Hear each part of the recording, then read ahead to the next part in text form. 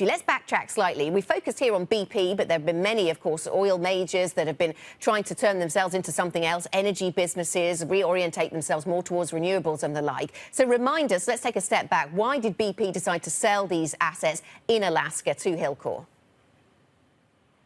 Yes, well, the initial reason was because they were trying to reduce the debt.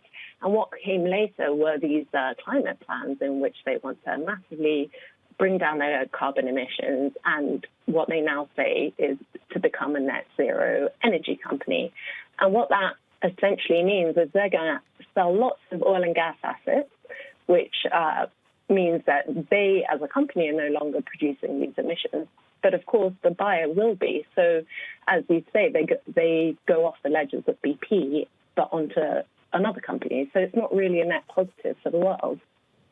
Right, indeed. So they leave the sort of public, more scrutinised, more transparent sphere, perhaps, and end up with private businesses. What do we know about the companies buying these assets then? So the assets that the publicly quoted energy businesses don't want to hold anymore, they sell them to private businesses. And what do we know about the way that these private enterprises run? Well, we just know a lot less. If you look at BP and other oil majors, they produce these sustainability reports every year, and they'll say what they're doing with emissions, how much carbon dioxide is going up into the air from their emissions. But we're not getting that level of detail from private companies, and that's part of the problem. It means we're sort of more blind now as to what these assets are doing.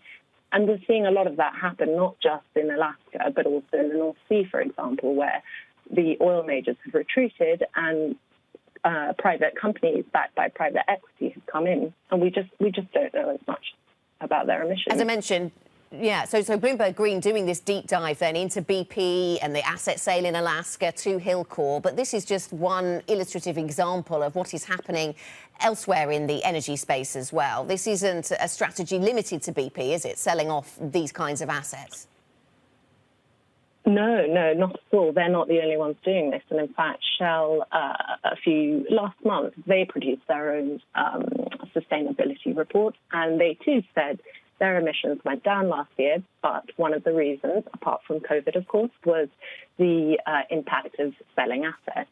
And ironically, the CEO of Shell earlier this week said divesting oil and gas is a simplistic narrative.